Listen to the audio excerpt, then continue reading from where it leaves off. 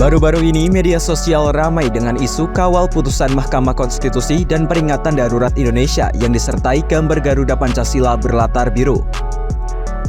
Merebaknya isu tersebut memicu aksi demo yang akan berlangsung di sejumlah kota, salah satunya di depan gedung DPR RI pada Kamis 22 Agustus 2024. Lantas, sebenarnya hal apa yang memicu kemarahan sejumlah masyarakat Indonesia tersebut?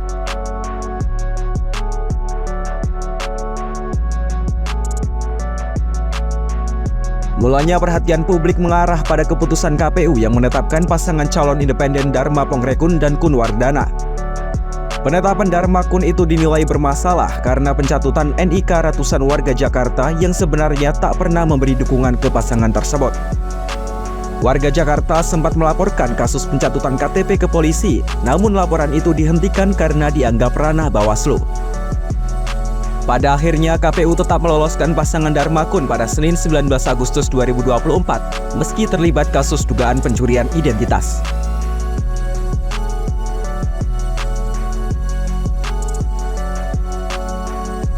Pada hari yang sama, 12 partai politik yang tergabung dalam Koalisi Indonesia Maju Plus mendeklarasikan pasangan Ridwan Kamil Suswono di Pilkada Jakarta 2024.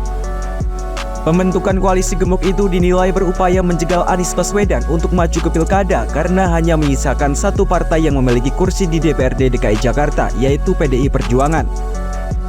Anies pun terancam tak bisa maju karena PDIP tak memenuhi ambang batas pencalonan 20% kursi di DPRD Jakarta.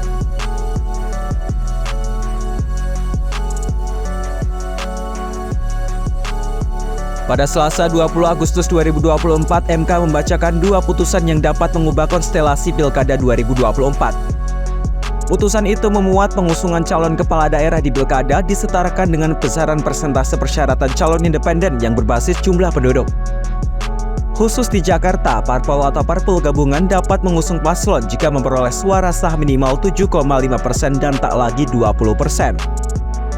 Lalu MK juga menegaskan syarat usia calon kepala daerah dan calon wakil kepala daerah dihitung saat penetapan pasangan calon oleh KPU. Putusan MK soal batas usia itu berbeda dengan putusan MA yang menetapkan usia minimal dihitung saat pelantikan calon terpilih.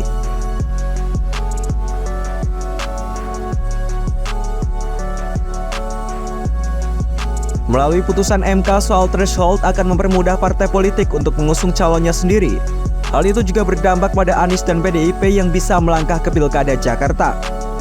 Sementara putusan MK soal batas usia dinilai menghambat langkah putra Presiden Jokowi, Kaisang Pangarep, untuk maju dalam Pilgub 2024. Pasalnya usia Kaisang belum genap 30 tahun pada 22 September 2024. Usianya baru menyentuh kepala 3 pada 25 Desember mendatang.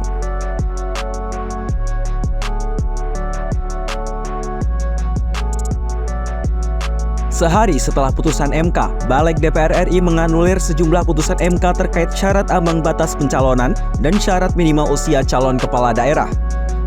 Namun revisi undang-undang tersebut tetap disetujui dan dibawa ke rapat paripurna untuk disahkan menjadi undang-undang. Padahal, menurut pakar hukum UGM, Oce Madril, putusan MK bersifat final dan mengikat semua lembaga termasuk DPR.